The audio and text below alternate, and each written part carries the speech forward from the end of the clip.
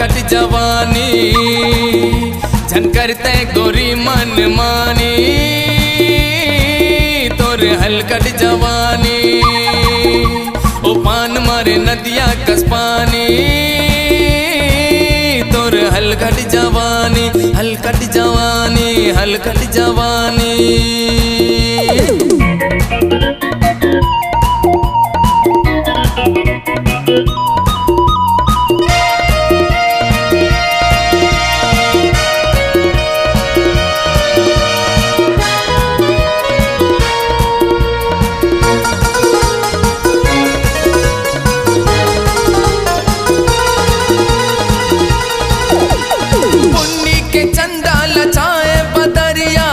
जाना गोरी संग मगा बोत दरिया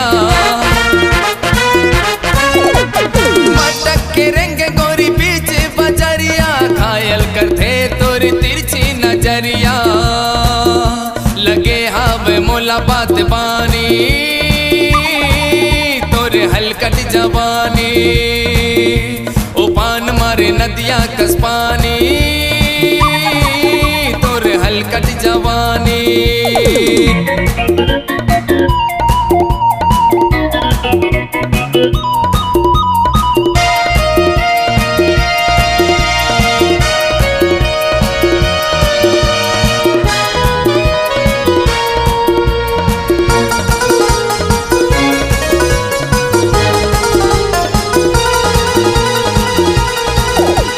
गोंदली पताल के एक परिया घूमत गोरी ते तरिया उछरिया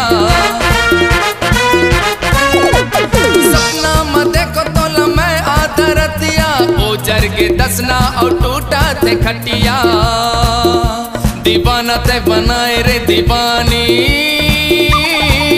तोरे हलकट जवानी ओ पान मारे नदिया कस पानी तोरे हलकट जवानी ओ पान मारे नदिया कस पानी तोरे हलकट जवानी ते जन कर गोरी मन मानी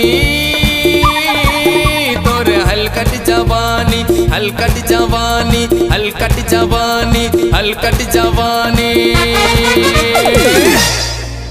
एवीएम की डिजिटल रिकॉर्डिंग जिसमें अपना मधुर स्वर दिए हैं राकेश चंद्रा।